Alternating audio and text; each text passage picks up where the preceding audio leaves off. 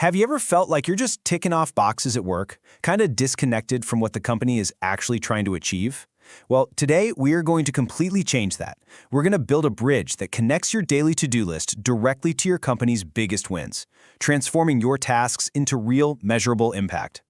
So let's just start with this one simple question. Think about it. How does everything you do, all the emails you send, the reports you write, the meetings you sit in, how does all that actually help your company win? To figure that out, we need to zoom out, way out, from your desk to see the entire playing field.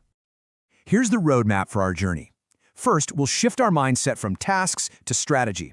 Then, we'll pop the hood and see how the company's money machine really works. We'll uncover its secret weapon, figure out what stage of life it's in, and then learn to speak the language of business. By the end of this, you'll see yourself for what you are, a strategist. Okay, let's dive right in. The very first step, and honestly the most important one, is all about perspective. Stop thinking of your company as just a place you work for 8 hours a day. Start seeing it for what it is, a system, a machine, carefully designed for one single purpose, to create value. And at the core of that machine is something called the business model.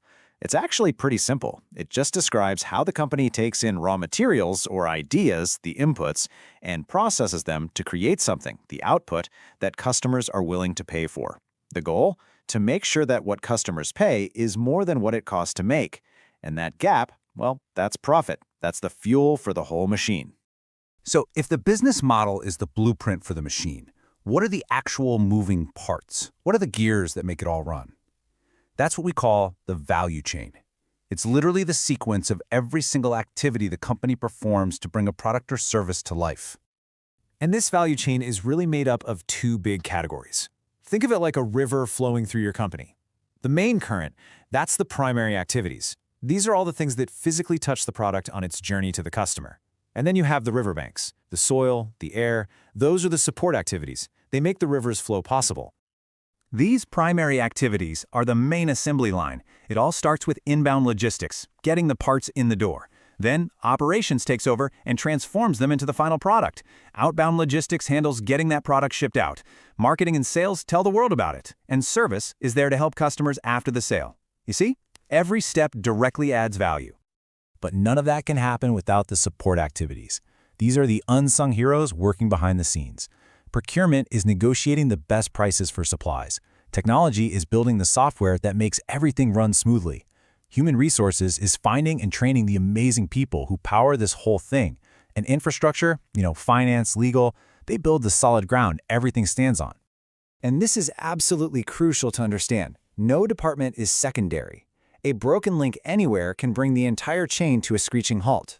Just imagine, if accounting is slow to pay a supplier, then procurement can't buy more materials. If there are no materials, operations has nothing to build. And if there's nothing to build, sales has nothing to sell.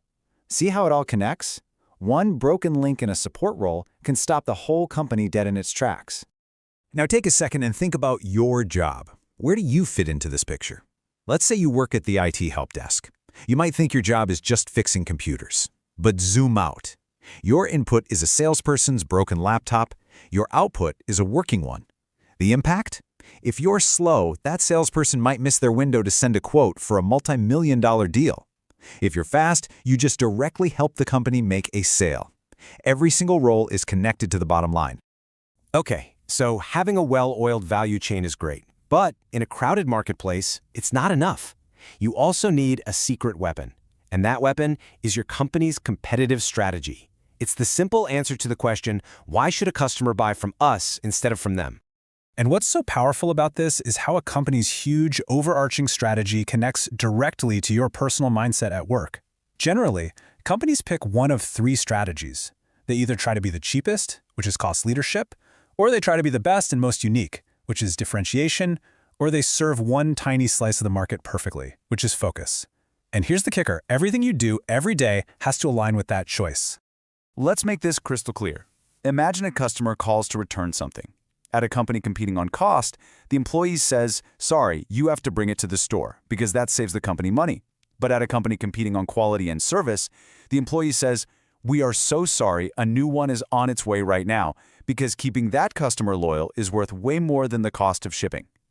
It's the exact same situation, but two totally different and totally correct responses, all driven by strategy.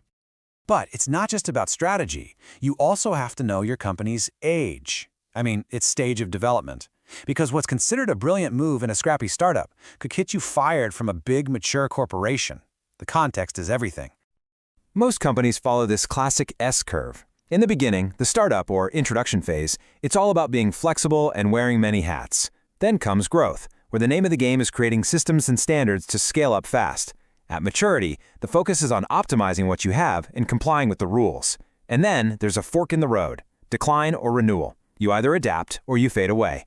The key takeaway, you have to make sure your personal mental software is compatible with the company's current operating system.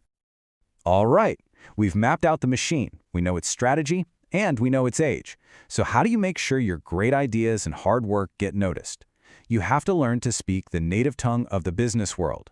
This is how you translate what you do into impact that leadership understands. First things first, let's clear up the biggest point of confusion: revenue versus profit. Revenue is the big, flashy number. It's all the money that comes in the door from sales. But profit is the money that's left over after every single bill is paid. Salaries, rent, you name it. A big top line is great for headlines, but the bottom line, the profit, is what actually keeps the lights on and lets the company invest in the future.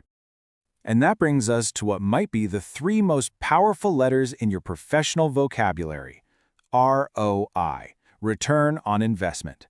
ROI is just a simple way to measure how much value you get back for every dollar you put in. It's the ultimate business language because it reframes every request from an expense into a smart investment.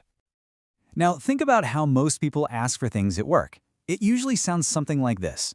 Boss, my computer is so slow, I need a new one. It's $2,000. What does your boss hear? They hear problem and cost. And the most likely response is, let me check the budget. Now, let's try that again, but this time, speaking the language of business. Boss, I have a proposal. If we invest $2,000 in a new laptop for me, my calculations show it will save about 120 hours of my time over the next year. At my salary, that's $6,000 of value. That's a 200% ROI in the first year alone. See the difference? You're no longer asking for a handout. You're presenting a money-making opportunity. You've made it easy for them to say yes. 200%.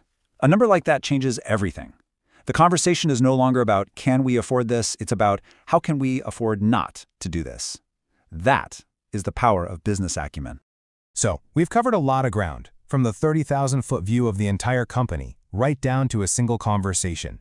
Now let's wrap this all up into a simple framework you can use to start making a bigger impact, starting tomorrow. Here it is, your new strategic checklist. First, see your company as a value chain and find your exact link. Understand how you contribute. Second, align your decisions with the company's big strategy. Are we about cost or quality?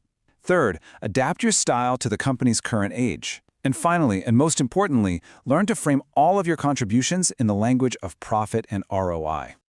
We're going to end with a challenge. You now have a new lens to see your work through, not as a bunch of disconnected tasks, but as a vital part of a much bigger game. So the question is this: armed with this new perspective, what's the one thing you're going to do differently tomorrow to create more value?